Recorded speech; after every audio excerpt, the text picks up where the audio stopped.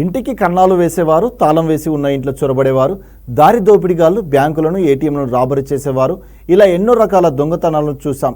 కానీ ఇక్కడ మాత్రం వెరైటీ దొంగలు ఎంట్రీ ఇచ్చారు. ఏకంగా కోళ్లను ఎత్తుకుపోయేవారు తమ హస్తలాఘవంతో చొరకలను ప్రదర్శించారు.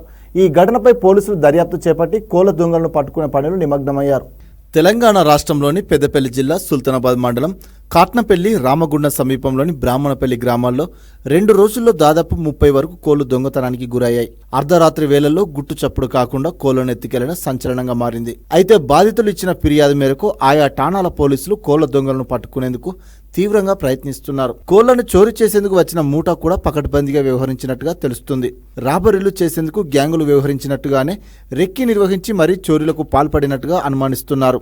దొంగతనానికి ముందు ఓ కారులో కోళ్లను పెంచుతున్న ప్రాంతాల్లో సంచరించిన మూట రెక్కి నిర్వహించి అదే రోజు రాత్రి వాటిని ఎత్తికెళ్లినట్టుగా తెలుస్తుంది.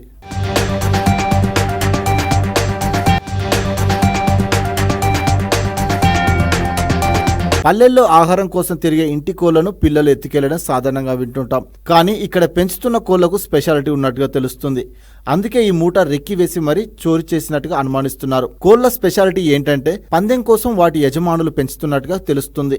సినిమాల్లో చూపించిన విధంగా కోళ్లకు ఇచ్చే దానా అంతా కూడా ప్రత్యేకంగా ఉంటుందని సమాచారం. జీడిపప్పు, బాదం, పిస్తా వంటి పోషక విలువలు ఉన్న ఆహారాన్ని ఇచ్చి ఈ కోళ్లను పెంచుతుంటారని తెలుస్తుంది. వీటిని సంక్రాంతి సమయంలో ఏపీలో జరిగే కోడి పందాల కోసం సిద్ధం చేస్తున్నట్టుగా సమాచారం. ఉక్రోషం, పౌరుషం నింపి వాటిని పెంచినట్టయితే కాలికి కత్తి కట్టి మైదానంలోకి దింపితే ప్రత్యర్థి కోడిని ఓడిస్తాయని భావిస్తుంటారు పందెం రాయుళ్లు. ఇందులో భాగంగానే పందెం కోళ్లను పెంచి పోషించేందుకు కేర్ తీసుకున్న యజమానుల వద్ద కొనేందుకు ఆసక్తి చూపుతుంటారు పందెం కాసేవాళ్ళు. ఈ కోళ్ల కోసం ప్రత్యేకంగా చొరవ తీసుకుని వాటిని బలిష్టంగా పెంచితేనే మార్కెట్లో ధర పలుకుతుందని యజమానులు కూడా భావిస్తుంటారు.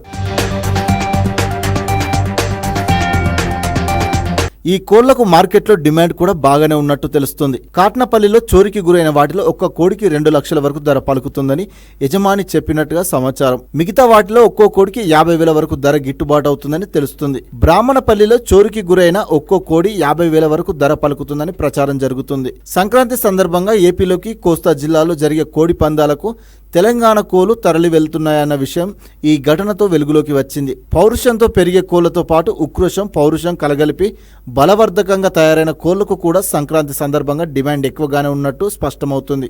అయితే మార్కెట్లో అత్యంత ఖరీదు పలుకుతున్న ఈ కోళ్లను తస్కరించిన దొంగలు సొమ్ము చేసుకోవాలని భావించారో లేక వాటిని తీసుకెళ్లి సంక్రాంతి పోటీలకు సిద్ధం చేయాలనుకున్నారో తెలియదు. కానీ పెద్దపల్లి జిల్లాలో చోరీకి గురైన కోళ్ల వ్యవహారం హాట్ టాపిక్ గా మారింది. ఈ విషయంపై పోలీసులు కూడా సీరియస్ గా ఆరా తీసేందుకు రంగంలోకి దిగడంతో తమ కోళ్లు తమ చేతికి వస్తాయని యజమానులు ఆశిస్తున్నారు.